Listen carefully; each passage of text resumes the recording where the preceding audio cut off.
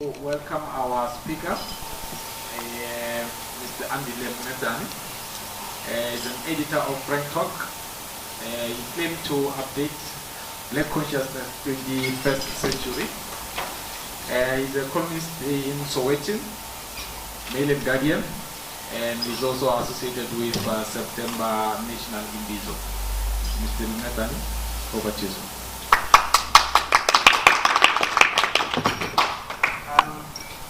Generally, I don't use slideshows, but I decided today I'm going to try to do this because I'm talking to a very important group of people.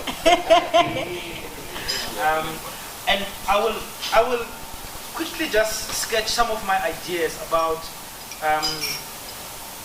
and I mean I'm making a lot of assumptions about people who are here in this room, and some of my own political desires and fantasies. So we'll have to see whether, in fact, where I'm thinking, where I think we should be going as citizens of this country, and Black people in particular, we share this perspective. So I'll make some suggestions about the state of Black people, and in the context of you being professionals. So I thought I should have this provocative, topic: Black professionals or professionals who happen to be Black. From this perspective, the question is that what do we emphasize? The fact that we're professionals or the fact of our Blackness? And I think there is a huge difference. Because if we're professional, happen to be Black, our Blackness is coincidental. There are no responsibilities that come with our Blackness. On the other hand, if we emphasize our Blackness, then the question of being professional is secondary. And important though in the context of what does it mean to be Black? Can we use our professional standing in society to do certain things to benefit not the profession but Black people? So this is some of the questions that we'll have to go through. So that's it. What does it mean though to be Black? And crudely, I think we have to think of ourselves as part of the 80% of the population. No, I think we should say 90, because so-called colored people are part of the Black, and I did not factor them in here, I think. Because if we bring them in here, you know, white people are about 10% of the population, so-called, okay, we can argue. Okay, we'll argue this. And the so-called Indians, I think about 3% or that sort of thing. But okay, we can argue, let's put it this way. Black people, in my view, means Africans, Indian colors, and we can debate this. Okay. But I'm saying we're part of that, and we're connected, this is important, to slavery, colonialism, and apartheid. The fact that they came here and captured us, Black people, and put them to slavery, made us part of that experience. We can no longer think of ourselves as African in the African continent. Our reality is the reality of global Black experience. And I was saying that we're sitting at the bottom of all development indices. And the important thing for me, for South Africa in particular, is that we're the poorest majority. And we can debate this. We have the numbers, and this is reflected in the vote, where we vote. Overwhelmingly we vote for the ANC. You know, people don't realize that when you talk about the DA, for instance, the DA's vote is so small compared to the ANC. And the ANC gets something like 11 million voters. The DA is around, I think, 3.5 million. So our opposition is actually a joke from this perspective. You know, so, and I think this is about those numbers again. My question again was whether, do you as, or do us as professionals have responsibility of the community? Fanon, who some people who follow philosophy, of consciousness would say. Okay. Oh, there's a Fanonian in the house? Okay. No. I've just quoted one philosopher, that's why But I mean, interesting thing is that Fanon actually comes from he's a psychiatrist basically, he comes from the health, sort of. And I mean, his example is an amazing one, because he leaves his hometown, he comes to Algeria to fight in the liberation war, but using his training to raise the issues of decolonization. I will talk at the end about Abraham Tiro, you know, the guy in 72, he gives that speech at Teflo at the time, and then in 74 he gets killed by a petrol bomb. He's Steve Biko's friend.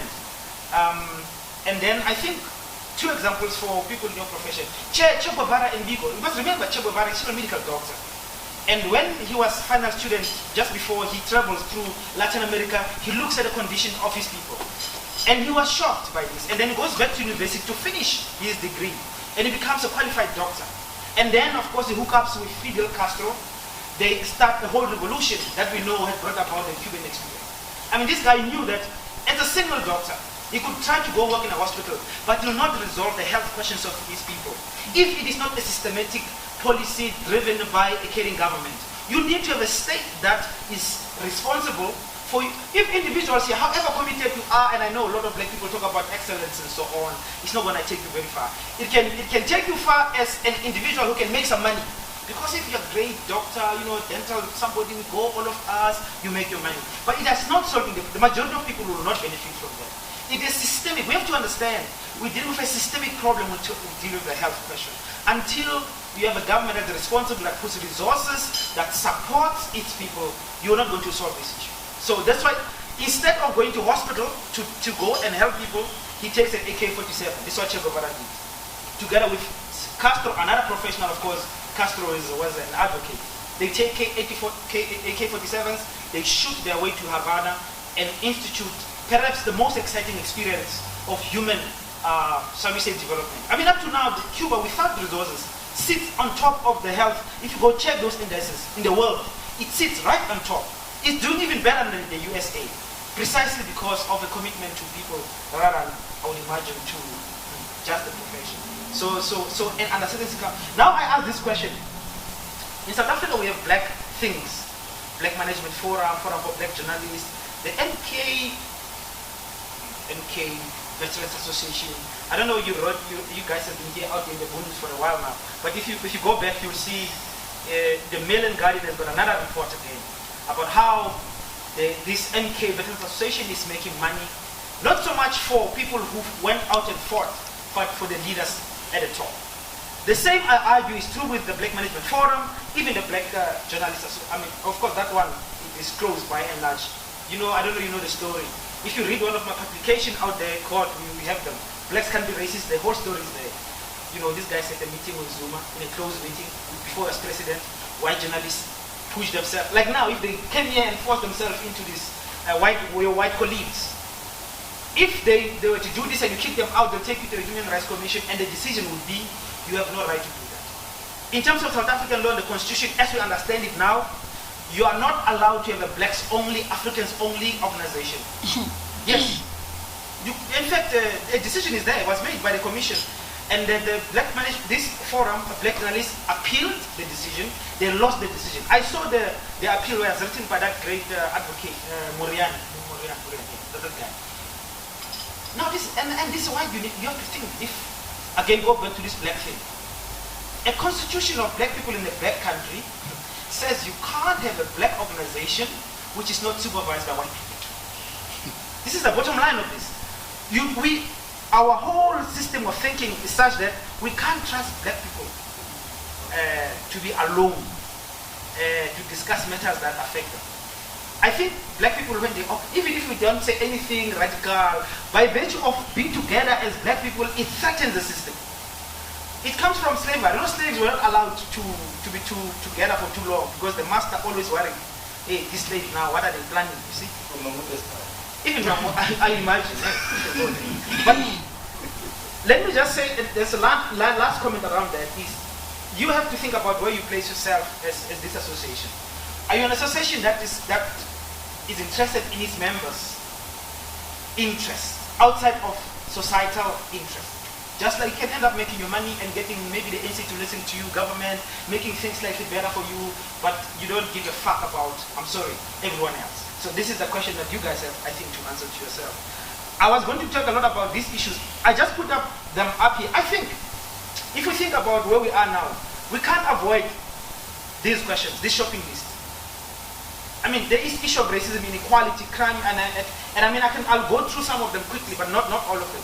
It seems to me, if we think about our society and where we are, we have to look at these questions. Around racism, can you just emphasize that we don't know what is racism in South Africa? It's shocking for me. We have gone through 350 years of systematic oppression. Laws, wars created to oppress black people, to create white wealth and privilege. We still don't understand this. That, I make a crude example all the time. When you see Alexander and Sante, these are not God-created realities. These are realities created systematically to create white wealth and privilege. Santon is there for, it is an outcome of that process, in the same way that Alexander is. And the relationship continues. Our people, I mean, those people who are in Joburg will know. I mean, any township, in any event, I mean, people who can see the money, they go into the white space to service. It is a natural, if you don't even think about it, it's natural. Our people from the townships, from Squatter Cape and so on, they get some, you know, they go into the white spaces, they get some jobs and they go back. That's life. I mean, from Soweto, the big cities in Cape Town, it's shocking. Just you look at the transport situation in the morning, those trains, you know, for me, it's or the taxi ranks, you know, our people, the queues, the waiting, you know, and they're being packed like sardines into the trains or into the trains themselves. So all I'm saying is, I don't, and that Black Can Be Racist reading again, which you can buy, does go into explaining this sort of thing. In South Africa, we don't understand that racism has got two elements, individual and institutional, and I'll quickly go through some of these. Individual racism is the stuff that we have seen about Jimmy Mani. You know, Jimmy Mani comes and says, oversupply of colors, Trevor Manuel comes in. At this level, and I must argue that Jimmy cannot be racist. Remember, I said blacks can be racist.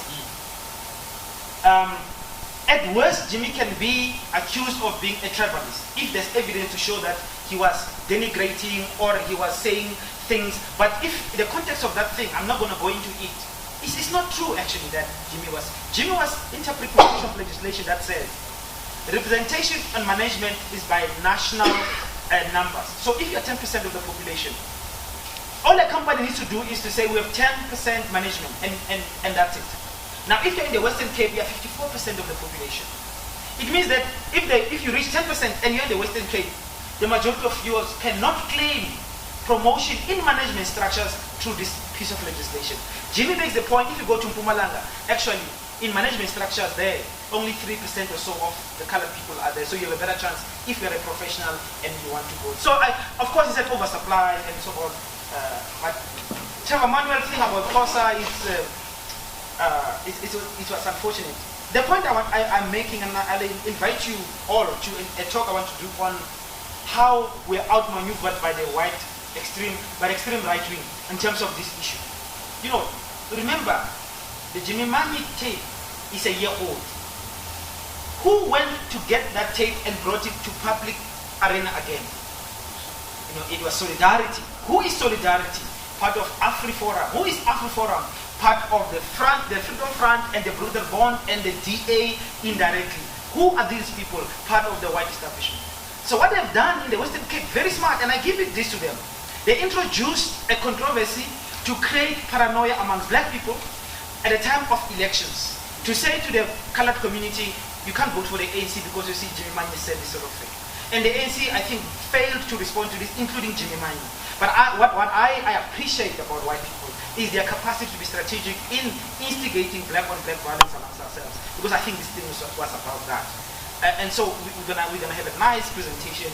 We're working on it to show, you know, the Afrikaner thing. You know, I mean, I don't know what's wrong with us. The Afrikaner bond, which is the Broederbond, basically, issues a statement, public statement.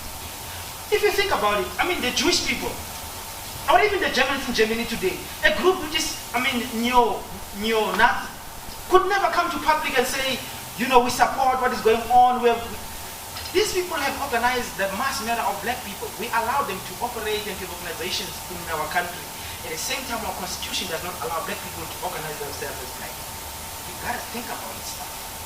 I think you gotta think about this stuff. Okay, I'll leave that.